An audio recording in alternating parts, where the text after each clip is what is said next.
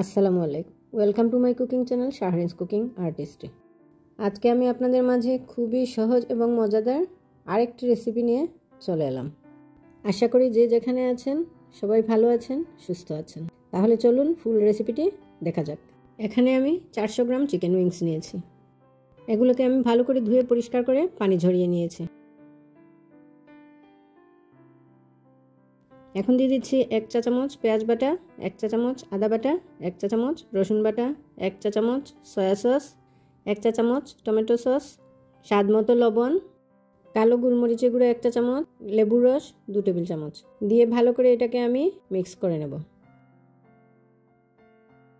এখন এটাকে আমি রেস্টে রেখে দেবো 20 মিনিটের জন্য।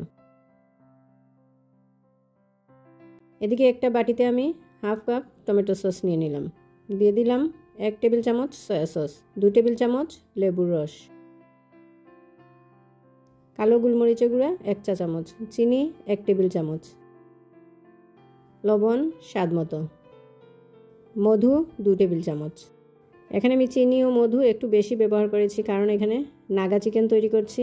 নাগার ঝাঁজটা তখন অ্যাডজাস্ট হয়ে যাবে টক ঝাল মিষ্টিতে। দিয়ে দিলাম লাল মরিচের গুঁড়া 1 চা চামচ। এখন দিয়ে দিচ্ছি 1/3 কাপ চিলি সস।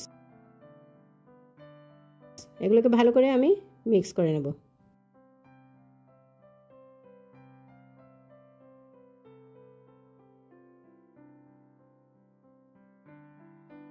চিকেন উইংসের মধ্যে আমি দিয়ে দিচ্ছি 2 টেবিল চামচ কর্নফ্লাওয়ার, দিয়ে ভালো করে মিক্স করে নেব।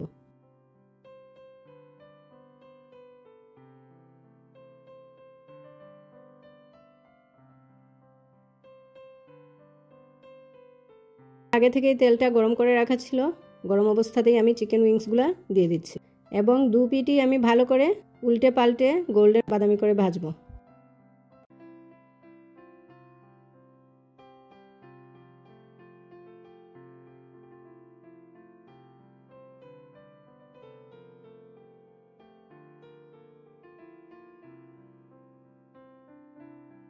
ভাজা হয়ে গেছে, এখন আমি এগুলোকে উঠিয়ে নিচ্ছি।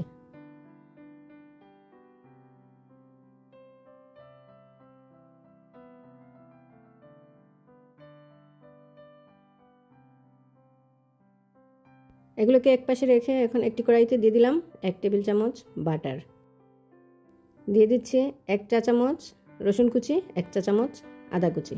এগুলোকে আমি বাদামি রং করে ভাজবো। সস যে মিক্স করে রেখেছিলাম সেই মিক্সচারটা আমি এখন দিয়ে দিলাম।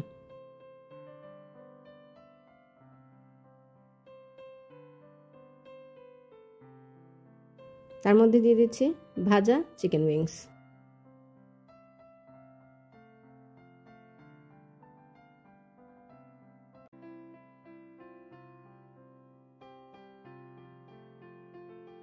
এখন দিয়ে দিচ্ছি নাগার টুকরো। আমি খুব একটা বেশি দিই নাই, 3-4 টুকরো দিয়েছি, পরে আবার দেব।